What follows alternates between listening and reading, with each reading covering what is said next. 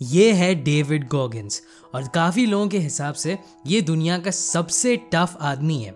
इन्होंने world record तोड़ा है सबसे ज़्यादा पुलअप्स 24 घंटे में करने का और इन्होंने 4030 पुलअप्स 17 घंटे में की है। लेकिन ये तो शायद सबसे इम्पॉर्टेंट चीज़ भी नहीं जो इन्होंने करी है। ये बैड वाटर रेस दौड़ चुके हैं जिसको दुनिया की सबसे टफेस्ट रेस माना जाता है और वो लगातार 217 किलोमीटर भागे। इसके अलावा उन्होंने जो पहली अल्ट्रा मैराथन रेस दौड़ी थी उसमें उन्होंने इतनी मेहनत करी कि उनके पैर में फ्रैक्चर हो गया दौड़ते दौड़ते और रेस रोकने के बजाय उन्होंने अपने पैर पे डक टेप लगाया और उन्होंने उस रेस को कंप्लीट किया। डेविड गॉगिंस एक नेवी सील रह चुके हैं और उन्होंने नेवी सील की हेल वीक ट्रेनिंग 3 बार करी है जिसको दुनिया की सबसे हार्डेस्ट मिलिट्री ट्रेनिंग बोला जाता है। लेकिन वो हमेशा इतने टफ नहीं थे। मिलिट्री ज्वाइन करने से पहले वो थोड़ा ऐसे दिखते थे।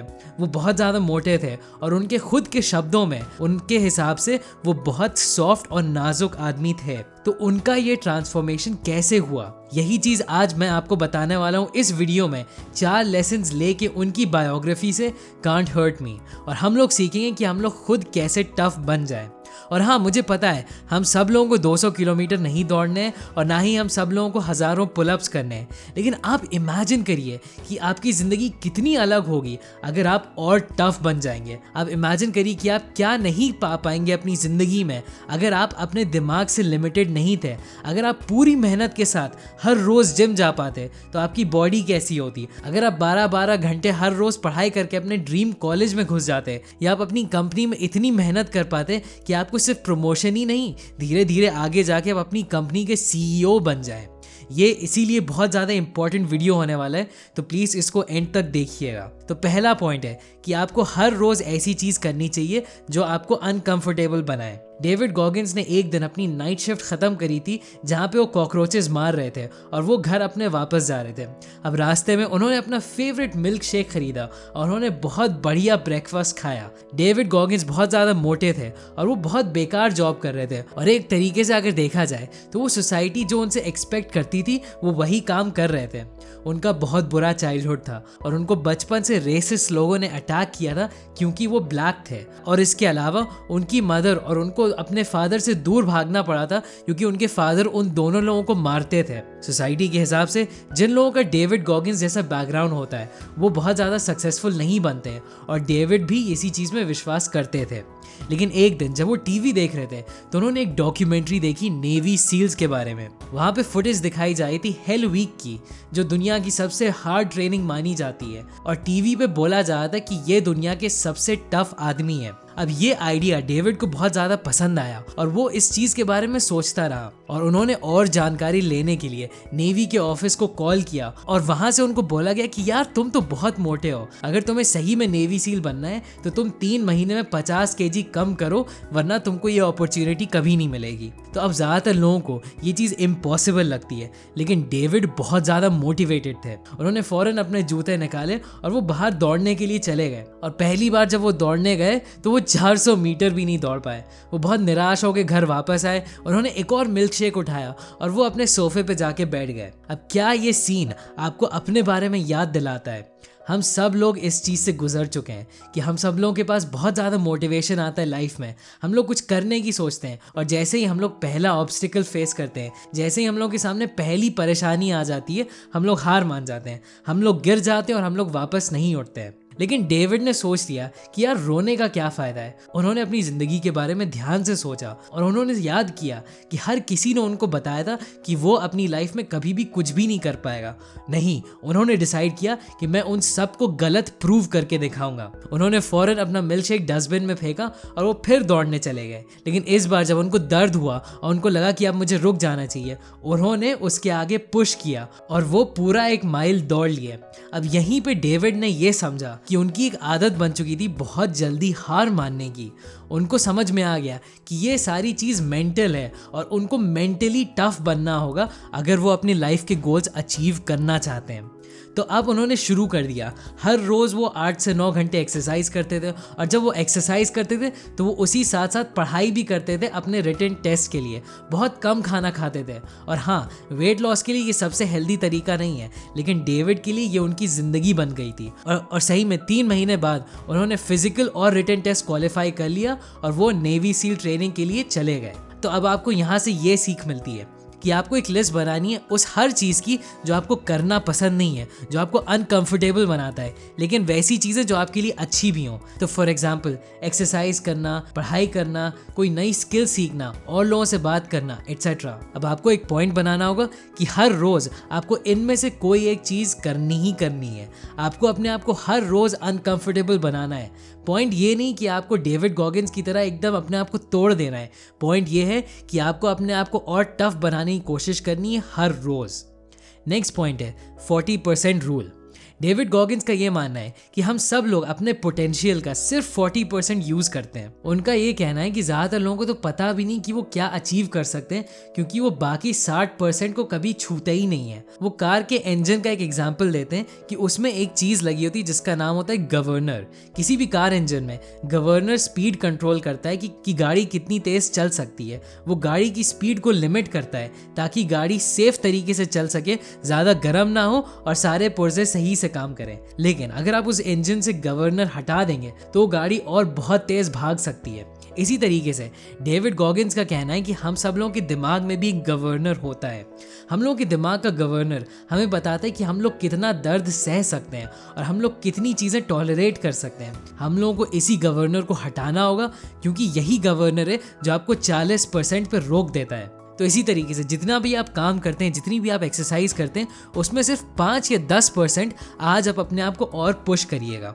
तो मान लीजिए अगर आप ट्रेडमिल पे हर रोज़ 30 मिनट दौड़ते हैं तो आपको 35 या 40 मिनट दौड़ना चाहिए। अगर आप हर रोज़ 4 घंटे पढ़ाई करते हैं या काम करते हैं तो आपको 4.5 या 5 घंटे करना चाहिए। धीरे धीरे अपना लोड इस तरीके से बढ़ाने से क्या होता है कि आप बहुत ज़्यादा थक भी नहीं जाएंगे, आपको चोट भी नहीं पहुँचेगी और आपकी आदत बन जाएगी और ज़्यादा काम करने की। इसी तरीके से आपकी मेंटल टफनेस धीरे धीरे और बढ़ती जाएगी। तीसरा पॉइंट है अपने कुकी जार को यूज करो। डेविड गॉगिन्स के काफी दोस्त इराक और अफगानिस्तान में मर गए थे और उन्हीं की फैमिलीज के लिए डेविड गॉगिन्स पैसे इकट्ठा करना चाहते थे। तो उन्होंने सोचा कि वो दुनिया की सबसे टफेस्ट रेस के लिए दौड़ के चैरिटी में बहुत सारे पैसे लाएंगे। इस रेस का नाम था बैड वाटर रेस। लेकिन ये रेस दौड़ने से पहले आपको एक दूसरी रेस में क्वालिफाई करना होगा जिसमें आपको 100 मील दौड़ना होगा 24 घंटे के अंदर, और इस रेस का नाम था सैन डिएगो 1 डे रेस। अब आपको ये याद रखना होगा कि डेविड गॉगिन्स चले तो गए ये रेस दौड़ने, लेकिन उन्होंने इस चीज़ के लिए एकदम भी प्रिपेयर नहीं किया था। और डेविड गॉगिन्स यहाँ पे थोड़ा ओवर कॉन्फिडेंट हो गए। उन्होंने शुरू से ही बहुत तेज़ दौड़ना शुरू किया। अब ये बहुत बड़ी गलती थी, लेकिन वो दौड़ते रहे। अब 50 माइल दौड़ने के बाद वो हारने लगे, उनके अंदर से एनर्जी कम होने लगी, उनकी बॉडी में बहुत ज़्यादा दर्द होने लगा और उनको खून की खांसी भी आने लगी। और जब वो 70 माइल दौड़ लिए थे तब तो वो एक स्टेप भी नहीं ले पा रहे थे। वो थोड़ी देर के लिए रेस्ट करने के लिए बैठ गए और उनके बॉडी से हर जगह खून निकलने लगा। उनको डायरिया भी हो गया और वो अच्छे से देख भी नहीं पा रहे थे किसी भी चीज़ को। वो बहुत ज़्यादा बुरी कंडीशन में थे, लेकिन वो किसी तरीके से खड़े हुए और आगे बढ़े। फिर 81 माइल पे चीज़ें इतनी बुरी हो गई कि वो पैदल भी नहीं चल पा रहे थे।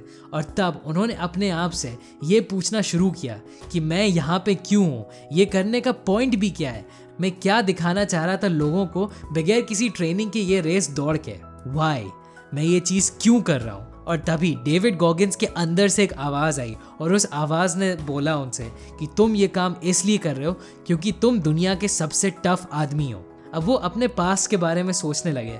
उन्होंने अपने आप को बताया कि वो एक ऐसे इंसान थे जिन्होंने 50 केजी 3 महीने में लूज़ करे थे सिर्फ नेवी सील बनने का मौका पाने के लिए। वो एक ऐसे इंसान थे जिन्होंने अपने पानी का डर अपने अंदर से हटाया और वो नेवी सील की क्लास में टॉप करे। वो एक ऐसे इंसान थे जिनका इतना बुरा बचपन होने के बावजूद वो एक नेवी सील बने।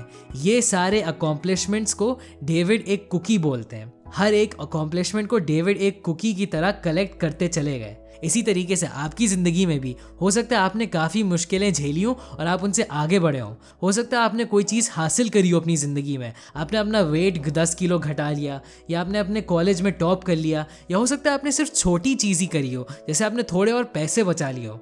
ये सारी चीज़ें आपकी कुकीज़ हैं जो आपको अपने दिमाग में एक कुकी जार में डालना होगा। आपको एक लिस्ट बनानी चाहिए अपने सारे अकॉम्प्लिशमेंट्स की, और जब भी आप कोई भी मेहनत वाला काम कर रहे हो और जब आपका हारने का मन करे, तब आप अपने आप से यही सवाल पूछेंगे कि मैं ये काम क्यों कर रहा हूँ, और तब आपका कुकी जार ही आपको मोटिवेट करेगा और आपको आगे बढ़ने की हिम्मत देगा। नेक्स्ट पॉइंट है, आपको एक आफ्टर एक्शन रिपोर्ट बनानी होगी।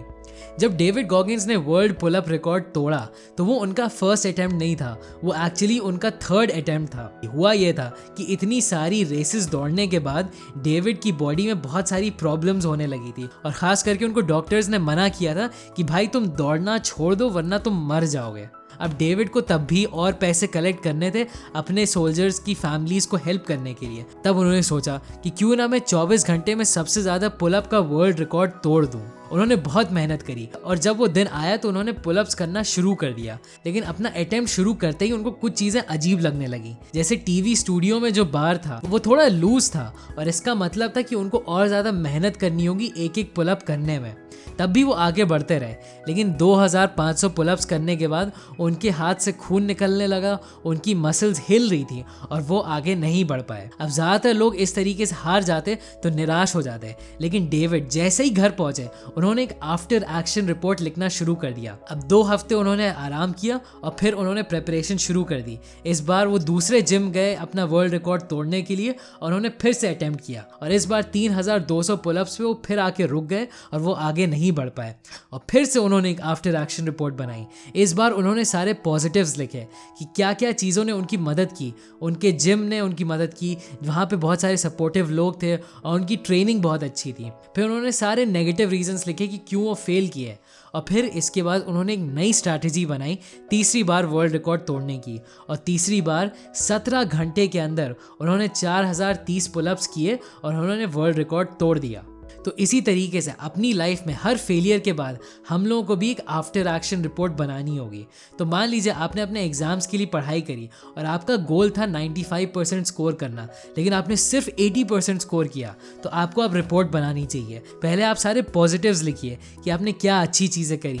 हो सकता है आपने सही गाइड बुक्स यूज़ करी हो, आपने सही नोट्स बनाए हो, एट्सेट्रा। फिर सारे नेगेटिव्स लिखिए। हो सकता है आपने सोशल मीडिया पे बहुत टाइम वेस्ट किया, या आपने ग्रुप स्टडी करी जो आपके लिए काम नहीं करी। और फिर आपको एक नई स्ट्रैटेजी बनानी होगी कि इस बार आप क्या अलग करेंगे और आप अपने अगले एग्जाम को कैसे अटैक करेंगे। तो इस वीडियो में आपने 4 नई टेक्निक सीखी और मेंटली टफ बनने के लिए। पहला है कि हर रोज अपने आप को अनकंफर्टेबल बनाइए। दूसरा है द 40% रूल, कि ज़्यादातर लोग 40% पर रुक जाते हैं। आपको अपने आप को उसके आगे पुश करना होगा और अपने गवर्नर को काबू में करना होगा। तीसरा है कि अपने कुकी जार को यूज करिए जब भी आप डीमोटिवेटेड फील करें। और लास्ट पॉइंट है कि एक आफ्टर एक्शन रिपोर्ट बनाइए हर फेलियर के बाद। दोस्तों मुझे पता है हो सकता है आप अभी बहुत ज़्यादा मोटिवेटेड हो, लेकिन आपने भी नोटिस किया होगा कि कुछ देर बाद मोटिवेशन ख़त्म हो जाता है। तो अगर आपको जानना है कि क्यों मोटिवेशन ख़त्म हो जाता है और कैसे इससे आगे बढ़ना चाहिए, तो आई बटन पे आप क्लिक कर सकते हैं और मैंने इस बारे में जो वीडियो बनाया है उसको देख सकते हैं। अगर आपको ये वीडियो पसंद आए तो ज़रूर उस लाइक बटन को क्लिक करिएगा और सब्सक्राइब करिएगा और बेल आइकन दबाइएगा ताकि आप मेरे नए वीडियोज़ मिस ना करें। अभी के लिए बस इतना ही, एंड थैंक्स फॉर वॉचिंग।